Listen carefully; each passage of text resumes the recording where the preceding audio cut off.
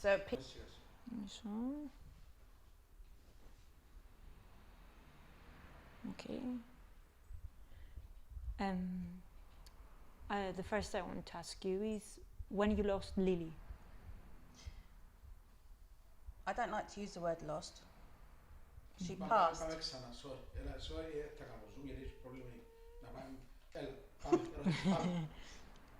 When you lost Lily. I don't use the word lost. I use the word passed. She passed on the 13th of February. This year. 2021. What disease she suffered from? Okay, she had this illness. It's called HLH, histio lymphohistio. So I can't even pronounce it. So it's just called HLH. And what it is that the white blood cells are in your body to fight infections. With HLH, they don't stop. So they kill the infection, but then they carry on and they destroy all the healthy cells in the body. And when they do that, it's called a cytokine storm. So, as it was explained to me, you're too young, but for older people who remember Pac-Man, the game where you had the ghosts and they were chasing Pac-Man.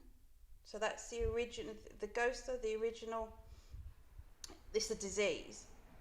And then when Pac-Man gets to the corner bubbles and he goes supercharged, this is the HLH, and it just goes all over the place.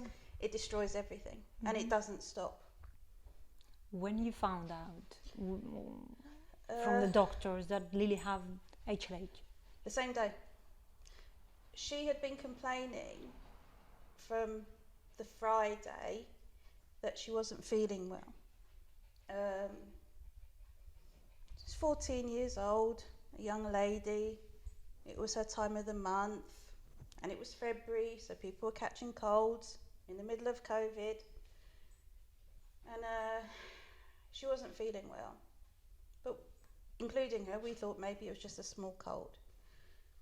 She went to my parents' house on the Friday night because Saturday morning I was working and she had to go to school. She goes to the Forum School in Valley for an exam. So she stayed at my parents, they took her, but halfway through the exam she had to stop. She was feeling really, they thought she was going to pass out. So she went home to my parents and they said, if you feel better, you can come back and finish the exam. So Lily was stressing about that. I finished work at 6 and I was going to collect her on the Sunday. I said, no Mum, I want to come home, I don't feel well. So she came home, I gave her some Calpol, as you do, made her some soup, she stayed in bed. She wasn't really hungry and she started to throw up, she was feeling nauseous. I said, okay. The next day I was off work. I phoned my boss as soon as I came home and said, look, I don't think I'll be in on Monday because Lily isn't well. And let me see how she goes, I'll let you know. Sunday, she was worse, much worse. But she said, let me just sleep, I want to sleep. She asked me to make her her favourite food, which I did. She couldn't keep it down. And then she said, Mum, can I sleep in your room tonight? I said, yeah, okay. And she was still feeling really poorly and sick. So this was 1:45 now. I phoned the hospital, the general hospital, and I described her symptoms. And the doctor on duty said, if you want to bring her in, bring her in. If you don't, wait till tomorrow and see your paediatrician. So I thought initially it was her appendix. Having had my appendix out, I know how important it is to go as soon as possible to the hospital so they can check. And they thought it was her appendix. We were there for 3 hours. And driving there, and this might sound controversial, but I was so glad that we were in the middle of a COVID curfew. There was no traffic. I got there in 10 minutes without speeding. We go into the A&E. She gets seen immediately. And tests and x-rays and 101 different things. She had tubes everywhere. And they said she has to go to the Macarius hospital. And we have to put her in the ambulance. She refused. So I had to sign a waiver saying that, I would take her. And as we're coming to the hospital, leaving that hospital to go to the Macarius, this big blanket of fog from nowhere. And I missed the turning for the hospital. I turned one further up by, I think, where the police station is, because I couldn't see. So I'm swearing, really swearing. My little girl's laughing in agony. She's crying and laughing. We get to the hospital. They put us straight into a ward by ourselves. COVID test, neither of us with COVID or anything. And then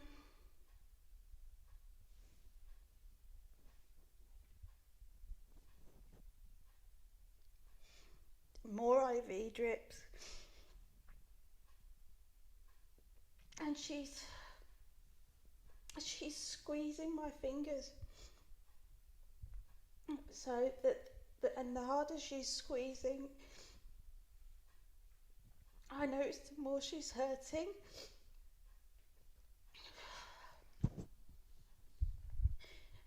And she's biting her lips in pain, and her lips are bleeding from the pain. And there's nothing I can do. Mm-hmm.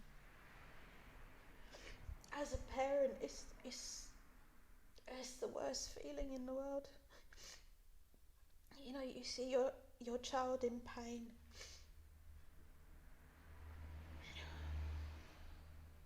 And you can't even hold them, because there's so many wires and things, there's 101 things, and you can't even do that basic thing to comfort them.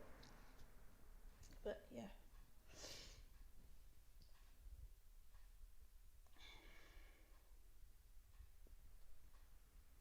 They were fantastic in the hospital. They really were. Mm-hmm. So now we've gone from very early Sunday morning, very late Sunday night into the early hours of Monday morning. And it was my birthday. And the phone calls are coming, happy birthday, happy birthday. Look, I can't talk, I'm in the hospital with Lili. I'll call you back. What's going on? I don't know, just nobody phoned me, let me find out. I had to phone the school so they knew. And then they took her down to the ultrasound, again to see what was wrong. Nothing was cut, but then they found that she had a shadow around her lungs, which they were concerned about. And then they said to me, she needs to do a biopsy. Why? Well, we don't know. The doctor, up until now, Yulia, I have no idea of any of the doctors' names. This is the only good thing out of all of it, that you can call a doctor, and you don't need to know their name. It's just, there were so many. I don't know who they are. Mm-hmm. And all I could see on her badge was paediatric oncologist. And I said, does Lili have cancer? She goes, we don't know. So they took her down, they did the bone marrow aspiration, and she came back from theatre and she was like half awake, and they had to wake her up a bit to see how she was. And she had a bad reaction to the anaesthetic. It was like she was psychotic. She was changing, you know, she was calm and then she was shouting and then she was calm again and then she was crying and again with all these tubes. Mm-hmm. And that evening, so that's the evening of the February the 1st, was the last time I heard Lily's voice. Because the next day, she was in a coma. They put her in an induced coma. So, then they told me she had HLH, which I'd never heard of. Mm-hmm. Did they heard of HLH? After Lily passed, I was told that she was the 3rd recorded case in Cyprus within 10 years. So that's last year. I don't know the families before. I don't know what happened. So, and they said, look it, you know, you can look it up. I said, well, I don't want to look it up. That was my choice. I didn't. When you're told about an illness that has so many letters in its name, and with HLH especially, it's 1 in 50,000 people worldwide are diagnosed. 1. And you think, you know, how? My cousin, she's a doctor in Austria. When the doctors gave me the diagnosis, I said, you know, can I get a second opinion? Not that I don't believe you, not that I don't trust you, but I told them about my cousin, and I said, you know, if she can be on board and part of the team, then she can explain it to me in a way that I can understand. And if I ask her the same question 1,000 times, it won't matter. But if I ask you the same question 1,000 times, it could affect Lily's treatment. And I said, yeah, okay. And I remember the doctor, he was a Greek guy. He said, if you ever ask a doctor about a second opinion and he says no, change your doctor. And I'll never forget that, you know. And I said, yeah, thank you, you know. So that's what we did. Mm-hmm. That's what we did. And it was shocking. I flatly refused to look up anything about it. I didn't want to know. I didn't need to know. If I know about HLH, what difference does it make? My job is not to know what is wrong with Lily. My job is to be there and support her as her mother. I have no other job. That's all there is to be there for her. Mm-hmm. So that's what I did. How many days was she in the hospital? We were admitted on the 1st of February and Lily passed away on the 13th. She was in hospital for 13 days, 12 of which were in a coma. Mm-hmm. How hard was the last days?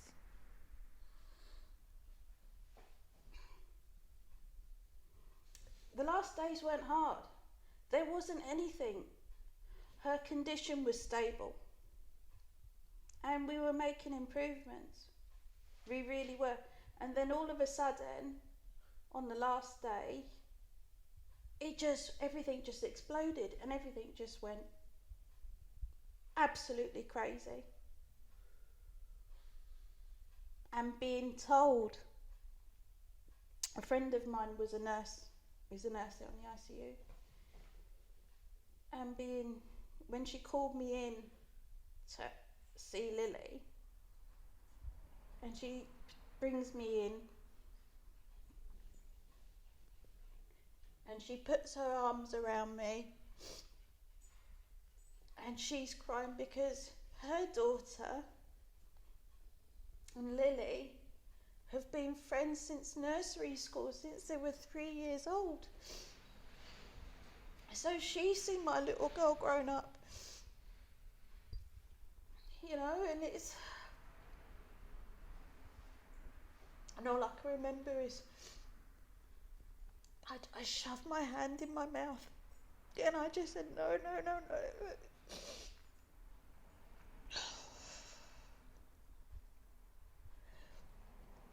then I said, okay, that's it, come on. Hey Lils, come on sweetie, we've got stuff to do. I did not want Lili to know for a second how terrified I was. I have to be strong for my daughter, to give her the strength that she needs to fight, because I had to ask the doctor the question, is my child dying?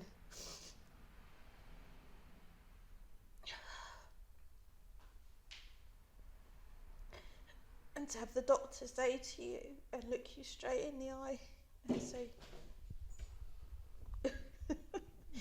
she's fighting for her life. No. No parent wants to hear that. No parent. You don't have the, I think any parent who's gone through a child with any serious illness or has had to be in hospital or anything like that, they will all tell you, I think, they have to be able to park their fear, because they know if they go to their children, whether the children are awake or if they're in a coma or whatever, you know, they always have to be the strong face to give their children the courage to fight. And then you fall apart when nobody can see you. And falling apart, I think, gives you the strength to face the next bit, and then the next bit, and then the next bit. Mm-hmm. What you missed more from her? Lili, everything. Everything. How can you describe her? How can I describe Lili?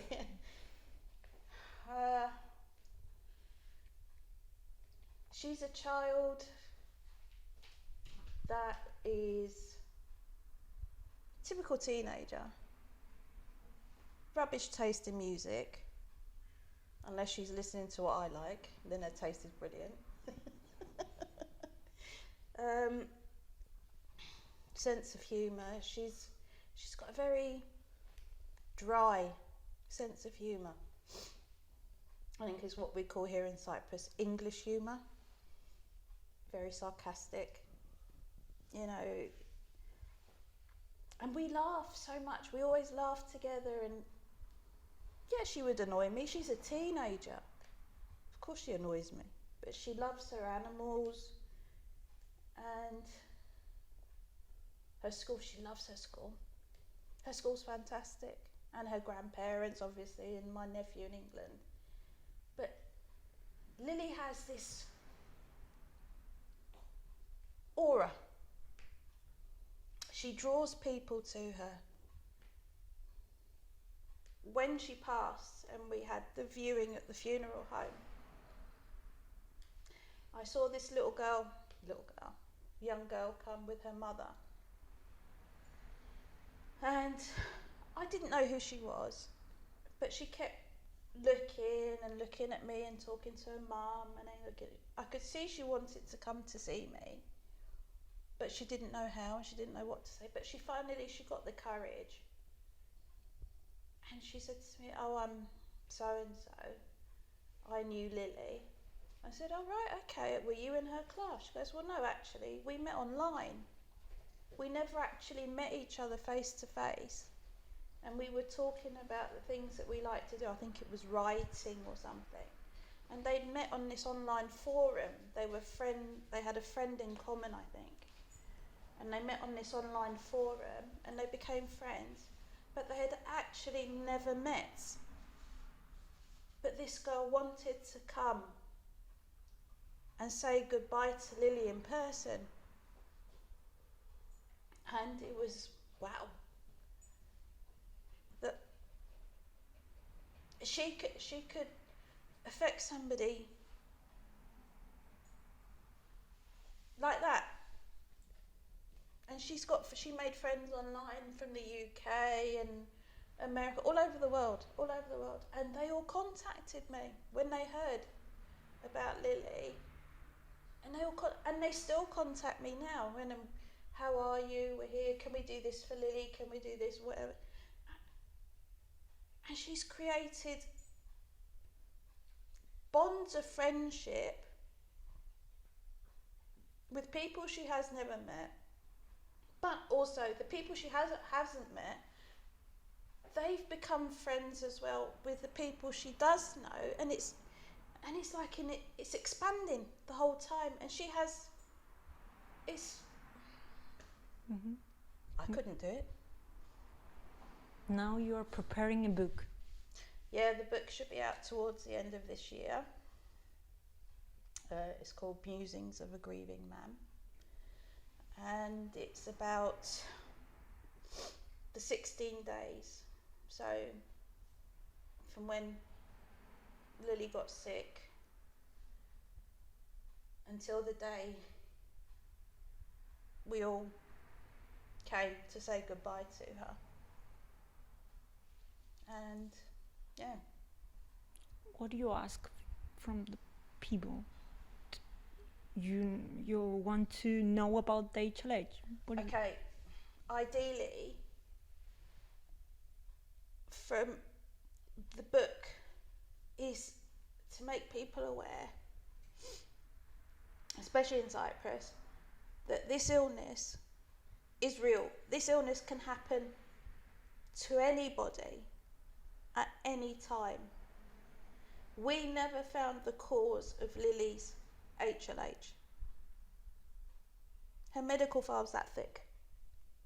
They did every test imaginable. Everything. They couldn't find it. And I wasn't offered any support when I was going through everything with Lili, because there is no support. And ideally, what I'd love to be able to do, my ideal dream, I've got three goals that I'd like to happen because of Lili's book. For us to have a Cyprus histio association. I've met some fantastic people in America, Canada, the UK. They have these associations which are about histiocytic diseases, which is what Lili had. And there's like 6 main kinds. And she had one of them, which was HLH. But there's also LCH, there's 101 different, there's ECD, these are all big names of the illnesses. But, and what they do, they educate people in it, ordinary people. They don't use doctor language, they use everyday language, so anybody can understand. And if you're a parent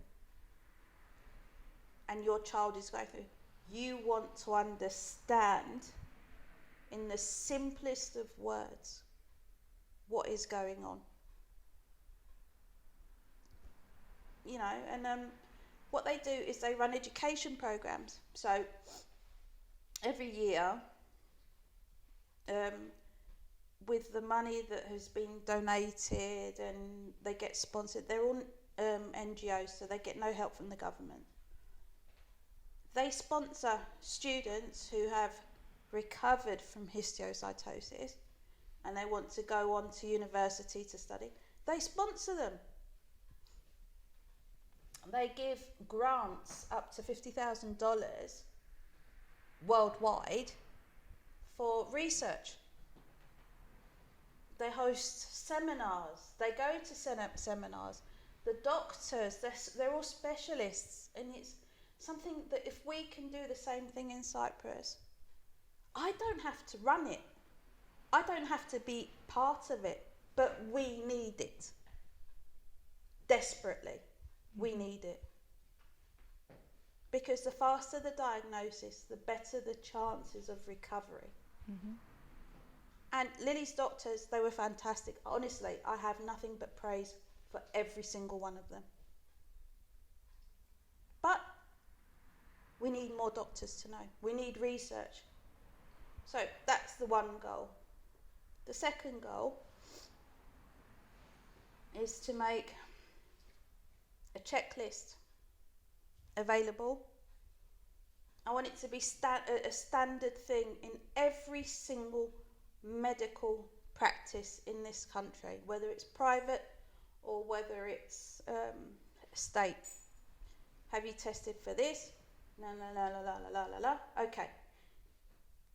With a histio checklist, we need to check for this. If the answer for this is this, then then we need to do that. It could be HLH, it could be this.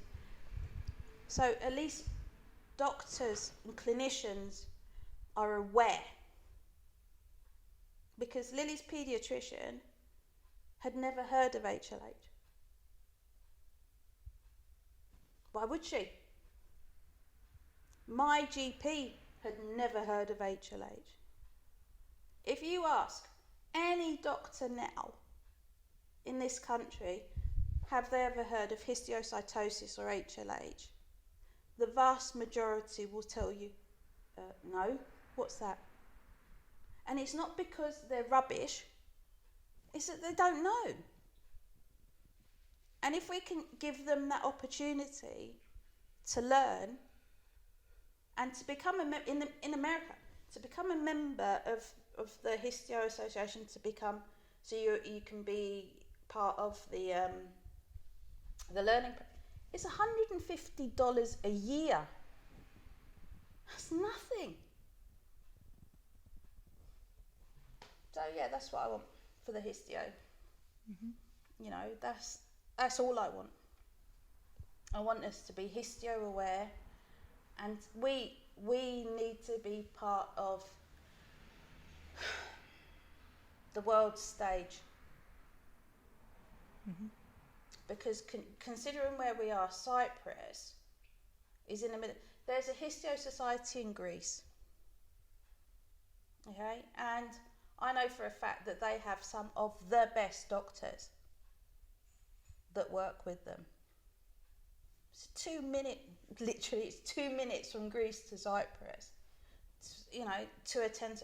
And if we can start hosting or being part of the histio associations, what they do every year, they change countries because these are international symposia. So every year they change countries, which means then you get doctors from America, Canada, Germany, whatever, and they come here, and then we go there, and it's just expanding the knowledge. It's amazing. Mm-hmm. It really is, and that's all I want. Okay. Thank you, Mary, for your time. Thank you.